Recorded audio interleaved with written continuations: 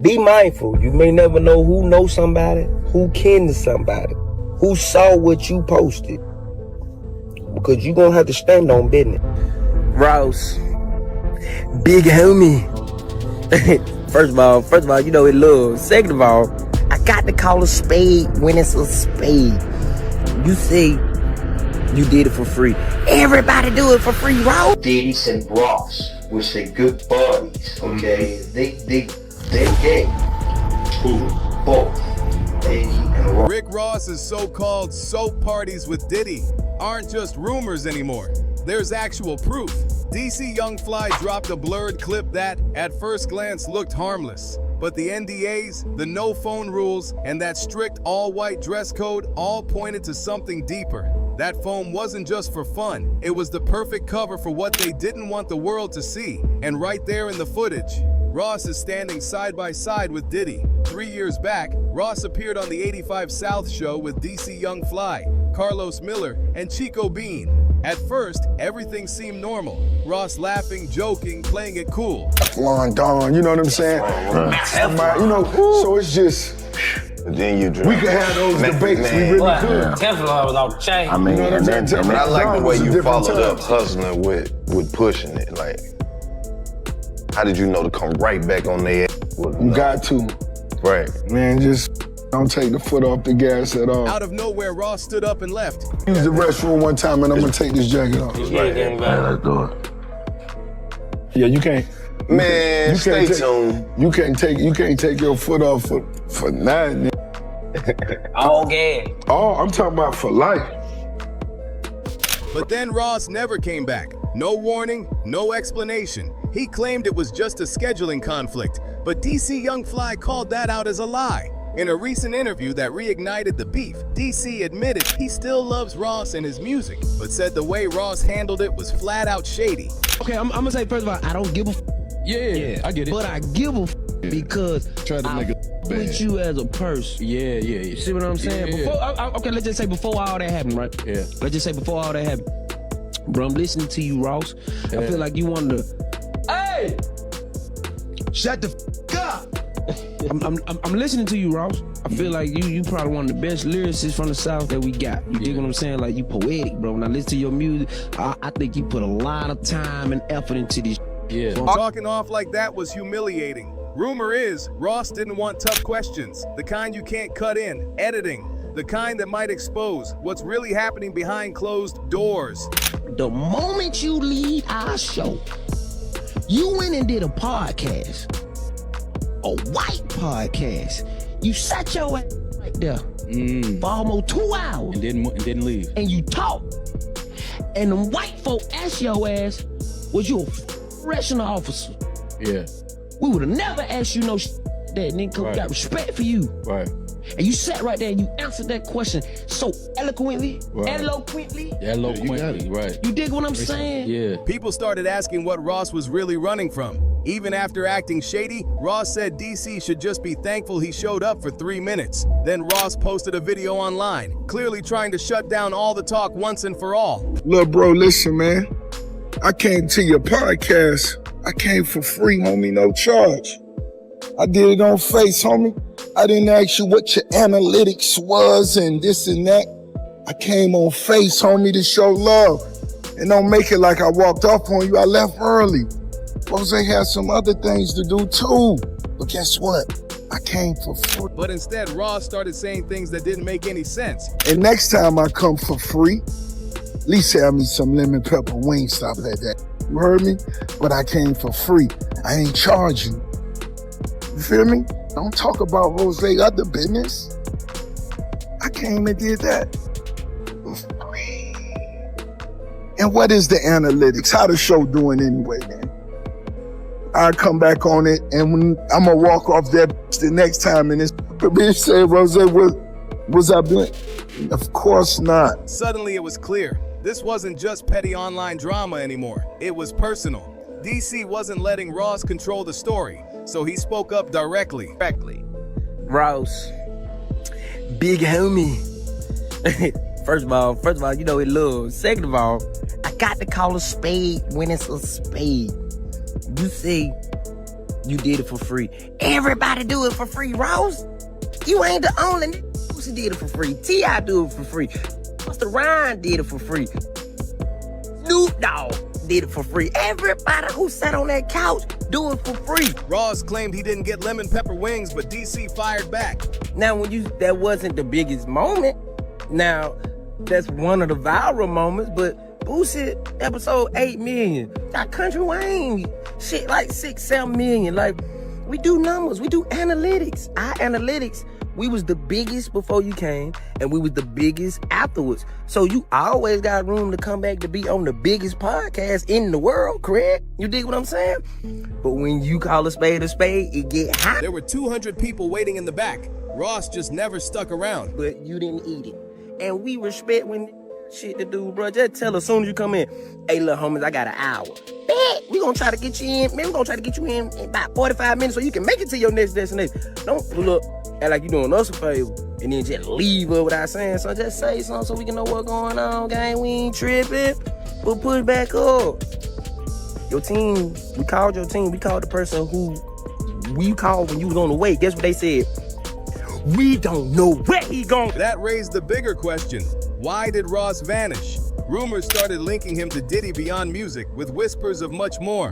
When Ross quietly pulled back from certain ties, people wanted to know why. That's when DC dropped a blurred clip from a foam-coated, all-white private party at Ross's Promised Land estate. Guests signed NDAs, phones were confiscated, and thick clouds of soap hid everything in sight. The timing was suspicious. DC posted it right after Ross hyped up another pool party for August 2nd, claiming DC himself would be there. Come to the Ricky Rose estate, August 2nd for the pool party. You know what I'm saying? I'm gonna DM my DC Young Fly, tell him come out there. You know what I'm saying? You feel me? It's gonna be a vibe. August 2nd, hosted by DC Young Fly. Now, every celebrity pool party is under a microscope. Since the allegations about Diddy's freak-offs, nothing gets overlooked. Old receipts are resurfacing, even Ross's music. Back in 2013, Ross rapped, "Put Molly all in her champagne, she ain't even know it." He lost brand deals, took major backlash, and while that storm eventually faded, today it feels more like a breadcrumb. 50 Cent even called him out, hinting that his Diddy documentary would expose the bottles, the hidden parties, and the women who said they couldn't remember entire nights. Back then, it was brushed off. Now, it looks like part of a pattern. That blurred foam party footage took on a life of its own. People slowed it down, froze frames, zoomed in on details. One guest in particular stood out. They weren't on the invite list, didn't arrive with Ross or leave with Diddy, but they wore a metallic bracelet with a unique emblem. Fans compared it to paparazzi shots of someone tied to Diddy's circle. No names, no faces, but the implication was clear. And here's where things got dark. In 2018, Jonathan O.D. opened fire at Trump National Doral. During police questioning, he ranted about being kept as a slave by Diddy, and even claimed both Diddy and Ross were involved in secret rituals. Diddy and Ross, which they good buddies, okay? They're gay. Who? Both. Diddy and Ross. And Kevin. They're all. He even claimed he was forced into acts with Cassie. Acts with Cassie and Sean. Basically, he would tell me what to do with Cassie. I had like 15 encounters, and I heard a lot. At the time, the internet mocked him as just another conspiracy nut. But after Cassie's lawsuit and those leaked party clips, people are revisiting that footage with fresh eyes. Jonathan also spoke about what he called satanic rituals. Illuminati, okay? They made it in dance. Basically what it means, illuminated. Okay? They do satanic ritual, which is basically CIA mind programming techniques to their own family, kids, etc. on the group, and they bond that way, okay? So they do He accused them of participating in so-called satanic ceremonies, naming Bohemian Grove and the Bull, which he described as the dark branch of the Illuminati. He claimed Diddy locked him under contract, infected him with an STD, and used powerhouse lawyers like Kenny and Ben Meiselas. Jonathan even said Ross was running his own quiet agenda the whole time. That's why they had Tupac killed, because when they kill them, you gain fame. When people, your record sales go up, and then people listen to your lyrics and everything, and then you become famous. Okay, that's how they do it, alright? Tupac's still alive. He's in Cuba. Basically, what happens is following.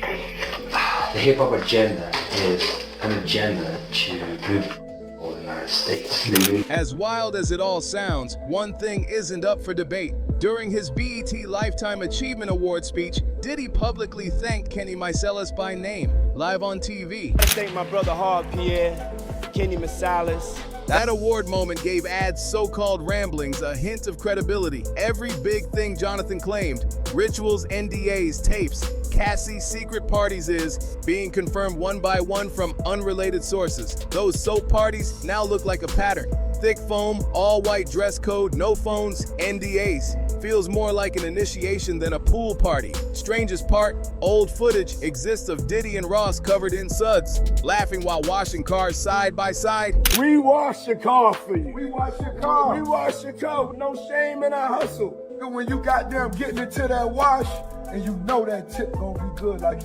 you seen goddamn Miss Country. Y'all better stop buying this slippery soap, man. Pour it on there, and then I just dab it. Yeah, no, then I just, hold on, let me see. You might have. I don't know. You need the sponge. We just almost up the tie shine. Get that tie shine. In one clip, Ross even says, "You know that tip's gonna be good." At the time, it sounded like an inside joke, but after all this talk of freak-offs and ceremonial soap parties, people are re-watching with a whole new perspective. When DC dropped that blurred foam party clip, it felt like a shot fired, but then things got messier. DC went live, holding back tears, admitting he realized one of his own homeboys had secretly been hating on him the whole time. Bro, you know that they woke up and understood. Social media gave people the power to not get punched in the face. You think you can say what you want to say, post it, and then be like, yeah, I know he gonna see it. Then if we delete it, you go back and like retype it, and then be like, yeah. Hey man, when I grew up, anything you said, you better be able to stand on it. I grew up in an era where smacked in the mouth. And DC's tone, it didn't sound like he was talking about random trolls. It felt personal, like someone close to him had taken a jab online. DC reminded everyone, the old law still applies, and some things will still get you checked in real life. Old law is still in effect. So be mindful. You may never know who knows somebody, who kin to somebody, who saw what you posted. Because you're going to have to stand on business. And somebody going to smack you in the mouth. DC never named names. He didn't have to. He knew the internet would do it for him. He's no clout chaser. He's been inside the machine.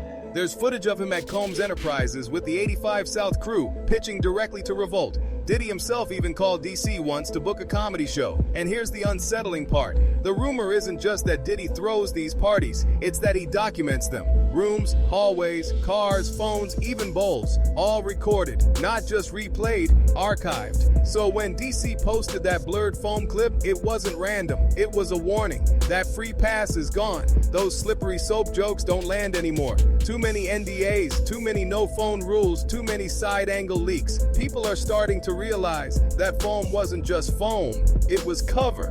And then the legal emails started showing up. Perfectly typed, polished messages from people who don't usually write that clean. Defamatory, mischaracterizing an event, remove or face legal action. That's the language they used. But notice, they never said what exactly was false. No denial of who was there. No mention of the bracelet. No talk of the NDAs. It's all about running the clock, making you panic and delete. And the platform pressure is real. Accounts reposting even a few seconds of the clip get demonetized, flagged, age restricted. Even captions with the word alleged get hit. all to scare people into pulling posts. But DC isn't just another blogger. His fan base follows him anywhere, and he can take the hits. And while that blurred clip still circulates, Ross is online, acting like nothing ever happened. People say leaks fade, but somewhere, a longer cut exists, sitting in someone's file. And if it ever drops, it won't just show foam. It'll show exactly who stood where, and that changes everything. So, what do you think? Drop your thoughts in the comments, hit that like button, subscribe, and share. Because trust me, there's plenty more tea on the way. See you in the next one.